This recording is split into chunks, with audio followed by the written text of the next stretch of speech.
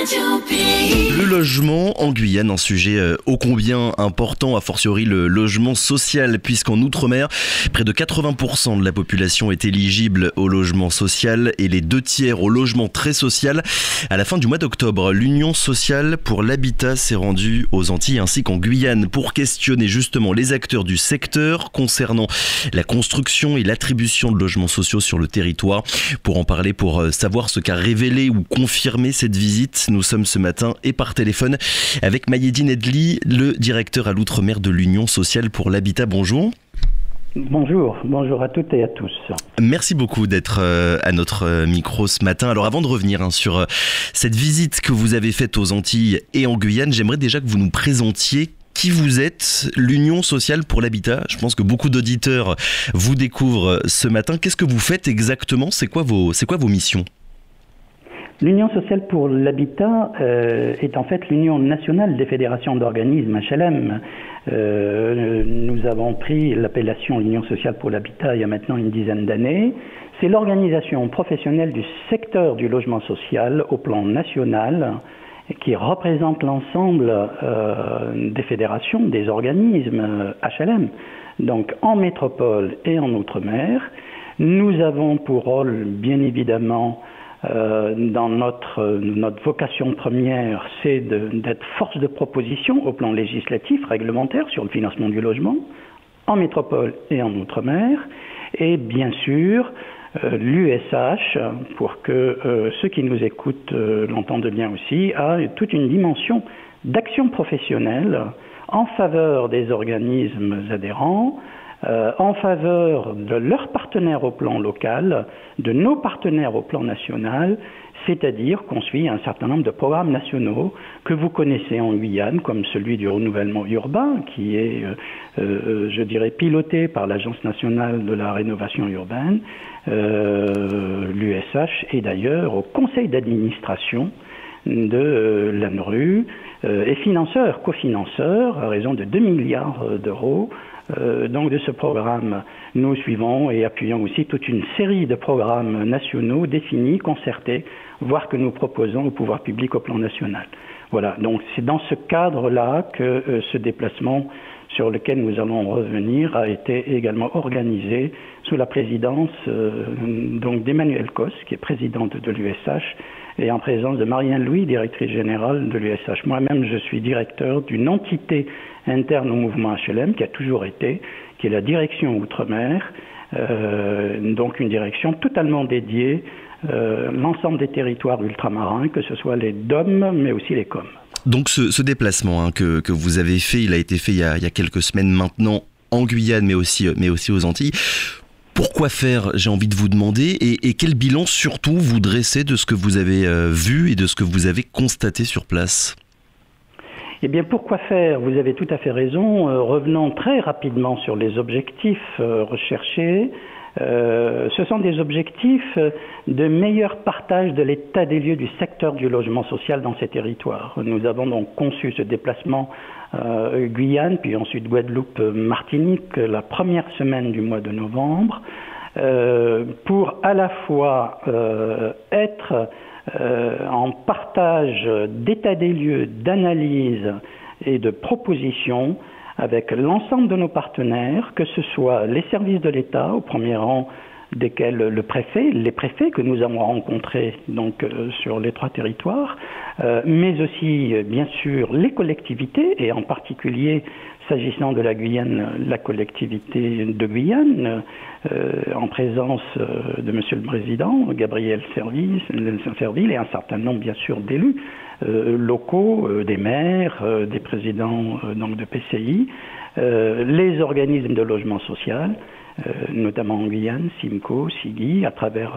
l'ARMOS, la société coopérative d'HLM qui désormais commence à livrer des programmes d'accession sociale et très sociale en Guyane, Cap Accession, l'EPFAC bien sûr, qui a participé à une séquence habitat co-présidée par Monsieur le Président de la collectivité, Madame Emmanuelle Cos, le premier jour de notre arrivée, le premier jour de démarrage de nos travaux, et bien sûr un certain nombre de visites sur site, à la fois de programmes locatifs de renouvellement urbain, des actions cœur de ville et bien sûr un échange tout à fait instructif avec les services de l'État, en particulier Monsieur le Préfet.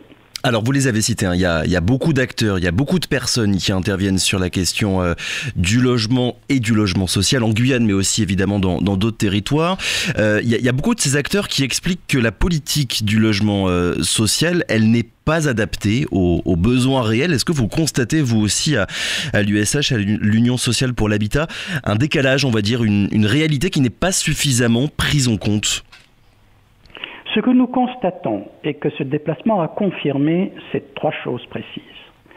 La première, c'est qu'il est désormais indispensable de construire des politiques territoriales de l'habitat dans chacun de ces territoires en permettant à l'ensemble des acteurs, et en particulier les collectivités, mais aussi l'ensemble des partenaires qui sont associés à un certain nombre de programmes, comme celui de renouvellement urbain, qui questionne fortement la question de l'habitat, mais aussi les actions cœur de ville. Hein.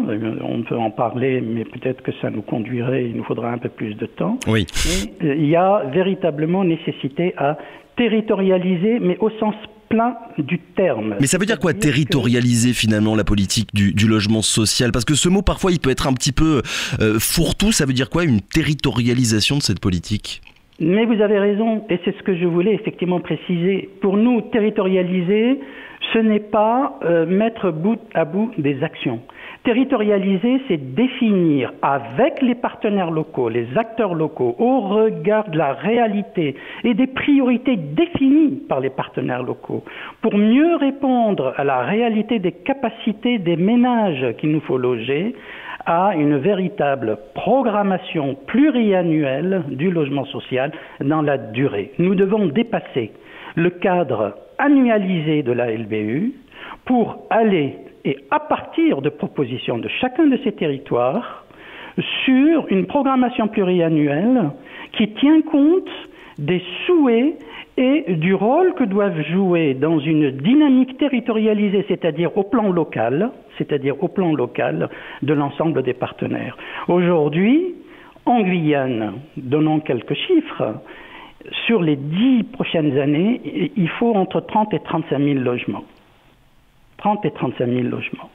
On en sort autour de 1500 ces dernières années. Et encore, dans les 1500, on a des logements effectivement intermédiaires, alors même que 86% des demandeurs de logements sociaux en Guyane, ce sont des ménages qui sont sous plafond de ressources, logement locatif social, et plus de la moitié du logement locatif très social. Mais ce changement de braquet, finalement, il doit être mis en place et mis en œuvre par qui? Par le ministère du Logement, par le ministère des Outre-mer? Qui est-ce qui doit être à l'initiative, finalement, de ces changements que vous souhaitez ce matin? Eh bien, nous, ce que nous proposons et que nous avons proposé au congrès de l'Union sociale pour l'habitat à Bordeaux, congrès auquel ont participé toutes les délégations de la quasi-totalité des territoires ultramarins de Drôme-Comcom, c'est la mise en place d'une loi de programmation sur 5-6 ans, mais qui soit construite et qui soit définie préalablement avec les territoires eux-mêmes. Et nous souhaitons que les collectivités locales, en lien avec la représentation des organismes de logement social, notamment en Guyane à travers l'ARMOS par exemple, soient effectivement associés à actualiser un état des lieux et surtout se mettre d'accord sur des priorités qui porteraient sur 5-6 ans et avec des crédits sanctuarisés. Parce qu'aujourd'hui, on a une LBU qui, certes, a augmenté ces 2 dernières années, mais en même temps, les crédits attribués au logement social, tant en locatif qu'en accession sociale, ont diminué. C'est-à-dire qu'on a rajouté un certain nombre de sujets dans la LBU, de financer les collectivités sur des crédits d'ingénierie et d'études. Nous ne sommes pas contre, Mais à ce moment-là, il faudrait effectivement que l'on puisse respecter le principe que la LBU doit rester le socle du financement du logement social. Or, aujourd'hui, les crédits pour le logement locatif social en accession, mais aussi toutes les structures type foyer, hébergement, eh bien, depuis 3-4 années, là, on est dans une baisse continue, récurrente. Et entre les logements financés et les logements livrés, le compte n'y est pas non plus. C'est-à-dire qu'on finance des logements qui ne sortent pas parce qu'effectivement, ça passera après coup, que la charge est trop importante pour les ménages ou qu'il y a tel ou tel problème de foncier. Donc il nous faut véritablement changer de braquet, comme vous dites, c'est-à-dire se donner de l'ambition, une ambition qui doit être conforme à la réalité de chacun de ces territoires, comme c'est le cas en Guyane, de manière à ce qu'on puisse, pour ce secteur, à la fois répondre à un légitime besoin de logement décent à coût abordable pour les familles qui sont toujours à la recherche d'un toit ou qui habitent un habitat précaire, permettre de relancer l'activité en ces moments difficiles pour les territoires. Le secteur de l'habitat, le secteur du logement social en particulier, est pourvoyeur d'activités pour les entreprises et donc d'emplois, et des emplois non délocalisables, et permettre effectivement que l'on puisse, c'est effectivement le cas en Guyane, structurer de véritables morceaux de ville avec des équipements, avec de l'aménagement. L'EPAG s'est doté d'une feuille de route stratégique qui est pleine de bon sens, il faut le dire. Il faut maintenant que les terrains qui soient mis à disposition pour le secteur du logement social soient conformes à un équilibre des opérations qui permettent des loyers acceptables pour les familles qui restent à loger. À vos yeux, puisque vous étudiez de près la question, c'est quoi les principaux freins, j'ai envie de vous demander? Parce que dès qu'on parle de logement et de logement social, il y a le sujet du foncier déjà qui arrive sur la table, ou encore le manque de moyens des collectivités locales. Par quel bout est-ce qu'il faut prendre le problème? Je me doute bien que vous n'avez pas une super réponse à apporter, mais de quelle manière les pouvoirs publics en tête doivent s'améliorer sur ce sujet? Ça a été un petit peu en filigrane ce qui a été discuté dans une séquence habitat qui a été souhaitée par la collectivité de Guyane, en accord avec la présidente de l'USH, avec Monsieur le Président et la présidente de l'USH. Nous pensons qu'il y a une véritable problématique d'articuler le couple aménagement-logement social. Il faut que ça soit en cohérence. C'est-à-dire... Alors, est-ce que vous pouvez préciser ce point? Aussi, voilà, que l'on puisse effectivement produire plus de terrains, aménagés, équipés, en mieux mobilisant les fonds européens, notamment les FRAFU, de manière à permettre à ce qu'on puisse avoir, notamment dans le cadre de l'OIN, effectivement les différents sites de l'OIN, ce qui est dans la feuille stratégique de l'EFAC, ce que j'ai indiqué tout à l'heure, et c'est très bien. Donc ces fameuses opérations d'intérêt national. Absolument, il faut les sortir. Mais il faut les sortir à des coûts de cession, à des prix de cession pour le secteur du logement social qui permettent aux opérateurs de logement social, aux constructeurs gestionnaires de logement social, d'équilibrer des opérations avec un reste à charge pour les familles qui soit supportable pour les familles. Donc une des priorités, c'est la maîtrise des coûts de construction, si je vous comprends bien, pour ensuite proposer des loyers les moins élevés possibles. Oui, tout à fait. Mais ce n'est pas suffisant. Ce qu'il nous faut, c'est améliorer aussi les conditions de financement des opérations de logement social et en particulier de logement très social. Les paramètres de la LBU pour l'offre nouvelle ne sont pas actualisés. Il faut les actualiser de manière à ce que l'aide à la pierre soit améliorée de façon à ce que les loyers d'équilibre des opérations, une fois déduite l'allocation logement, le reste à charge des familles soit supportable. Et le troisième point, et pas des moindres non plus, et effectivement on voit là du coup quelque chose qui se tient finalement, nous devons aussi améliorer l'allocation logement. Nous avons aujourd'hui dans certains territoires, c'est un peu moins le cas en Guyane, mais sur certains territoires ultramarins, nous avons des niveaux de loyer qui correspondent au niveau de loyer des Hauts-de-Seine, avec des ressources des ménages, et en particulier ceux qui restent à loger, qui relèvent de la zone 3, effectivement, avec des ressources divisées par 2, voire plus de 2. Donc on a un effet ciseau sur à la fois le niveau de loyer de sortie des opérations, certes équilibrées, mais équilibrées avec des aides à la pierre qui ne sont pas suffisantes, que ne permet pas de rattraper l'allocation logement. Donc on doit aussi sur cette question-là, et nous faisons des propositions, et pour ceux qui nous écoutent, l'USH propose dans le débat présidentiel la mise en place d'une loi-programme logement social outre-mer, à la fois pour les DROM, dans le respect des compétences qui concernent les DROM sur la question du logement, mais aussi pour les COM, au regard du statut d'autonomie, notamment pour la Polynésie, Nouvelle-Calédonie, mais que l'on ait une approche pour l'ensemble des territoires ultramarins, une loi-programme sur 5 ans qui doit être, si on veut réussir, partagé, conçu, élaboré en lien avec les acteurs, les partenaires de chacun des territoires ultramarins, avec comme chef de file les collectivités, de manière à ce qu'on puisse avoir une stratégie à moyen long terme, une durabilité de la programmation, ce qu'on appelle la programmation pluriannuelle, tenir compte des priorités de la Guyane, de la Guadeloupe, de Mayotte. Il y a des priorités, globalement on retrouve un certain nombre de priorités communes, mais il y a des priorités particulières spécifiques.